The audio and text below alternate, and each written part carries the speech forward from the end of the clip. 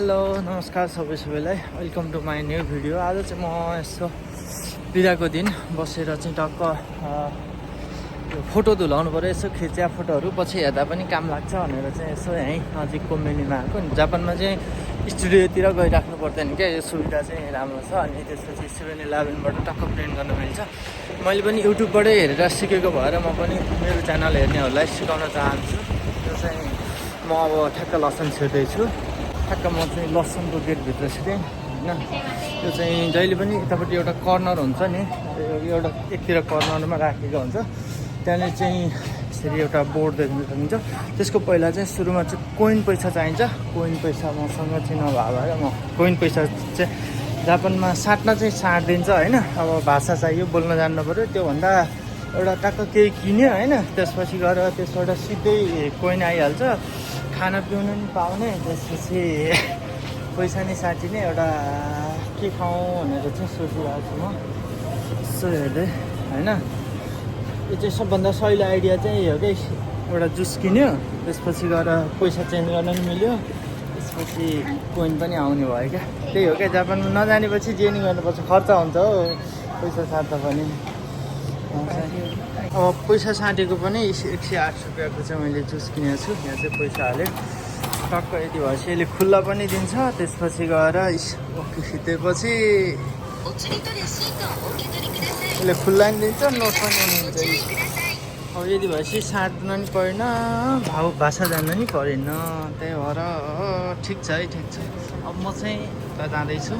Finally मैले coin पनि साटिसकेको छु। अब जुस पनि आयो, कोइन पनि आयो। अब भाषा नजानेपछि त्यही हो, यसो अलिअलि आइडिया लाउनु पऱ्यो। अब चाहिँ म देखाउँदैछु यहाँ कसरी निकाल्ने भनेर।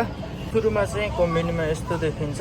यसलाई चाहिँ हामीले सुरुमा इङ्ग्लिस गऱ्यो भने ट्याक्क सहिलो हुन्छ। इङ्ग्लिसमा गरिसकेपछि हामीलाई चाहिँ प्रिन्ट गर्नुपर्ने भएर प्रिन्टमा खिचेपछि त्यसपछि यहाँनिर फोटो प्रिन्ट देख्न सकिन्छ। यसमा खिचिसकेपछि चाहिँ अब यसलाई अब यो पढ्न त भ्याइँदैन, पढ्न जान्दा नि जान्न, भ्याइँदैन। त्यही भएर सिधै इन्टर गर्ने, यो इन्टरै गर्ने होला भने। अब चाहिँ हामीले मोबाइलबाट कनेक्ट गर्नुपर्ने हुन्छ। त्यसपछि म मोबाइलको एप पनि देखाउने छु है त। आफ्नो फोटो पनि चुज गरिसकेको छु 12 साइजको। त्यसपछि मैले यहाँबाट 100 रुपियाँ हालिसकेँ, देख्नुहुन्छ 100 येन। अब चाहिँ मैले स्टार्ट गर्दैछु।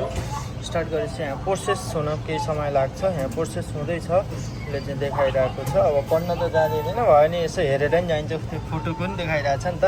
त्यसपछि चाहिँ अब फोटो चाहिँ हामीले यहाँ तलबाट झिक्नुपर्छ। यहाँ चाहिँ प्रोसेस हुनलाई अलिकति समय लागिरहेको छ, देखाइरहेको छ।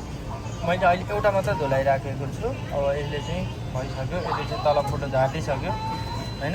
अब चाहिँ मैले यहाँबाट झिक्ने हो फोटो चाहिँ, फोटोको साइज चाहिँ यहाँबाट झिक्न सकिन्छ सायद त।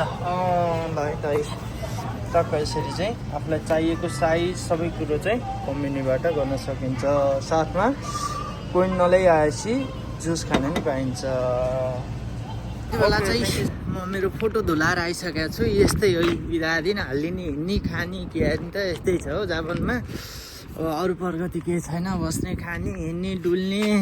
अरू भने त्यस्तै हो। पहिला काम भएदेखि गदाले चाहिँ काम हाल्यो, बिदा भएदेखि छाडा कुकुर चाहिँ हिँड्ने हो, छाडा के चाहिँ हिँड्ने हो।